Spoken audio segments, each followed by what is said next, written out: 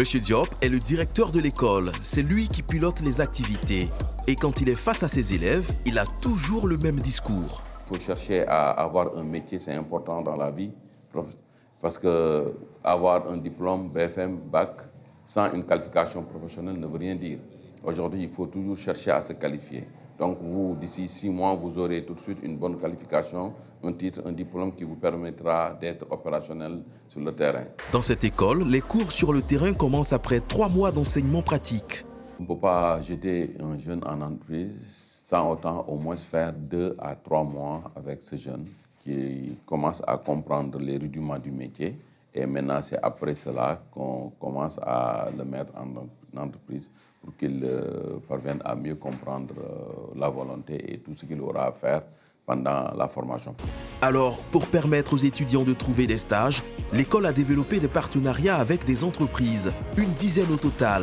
Car dans cette école privée, on n'enseigne pas que l'électricité. Il est possible de se former à la mécanique, l'informatique, la couture ou encore la pâtisserie, comme ici. Qui peut présenter un peu ce qui a été fait aujourd'hui ici, parmi les étudiants? Oui, vas-y. C'est un plaisir de présenter les petits fours qu'on a préparés aujourd'hui.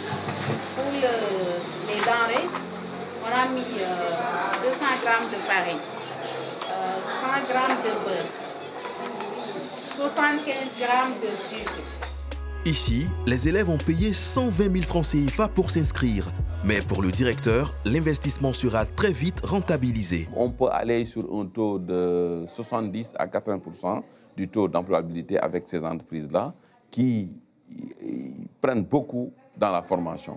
8 élèves sur 10 trouveraient donc un travail après cette formation. Et pour les autres, le directeur a aussi la solution.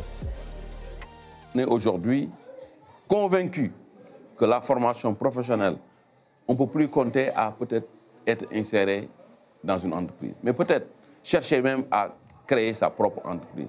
Et surtout avec les métiers de la cuisine, la pâtisserie, où on peut gagner tout de suite des marchés. La formation professionnelle pour mieux s'insérer après ses études, M. Diop n'est pas le seul à faire ce pari. Au Sénégal, c'est même devenu un des atouts dans la lutte contre le chômage des jeunes. Depuis 2014, le pays s'est doté d'un fonds de financement de la formation professionnelle, le 3FPT. Sophie Diallo en est la directrice générale. Bonjour Soda, où est ta team? Ça va?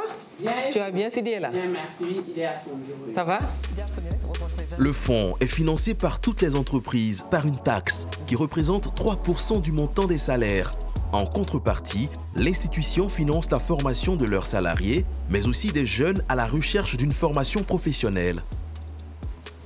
Un jeune qui est demandeur d'emploi, le 3FPT accompagne, finance sa formation à hauteur de 90%. Ça veut dire quoi? Un jeune, la première année, on l'accompagne. Tant qu'il passe en classe supérieure, le 3FPT finance sa formation à hauteur de 90%.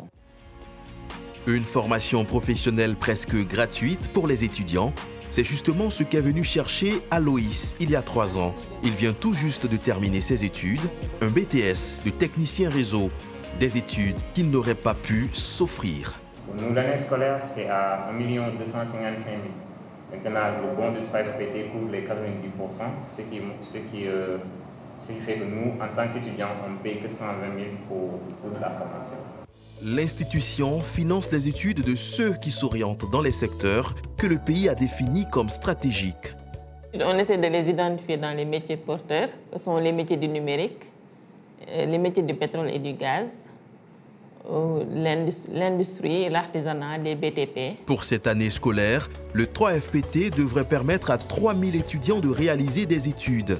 Des jeunes qui, grâce à leur formation professionnelle, ne devraient pas avoir de mal à s'insérer sur le marché du travail.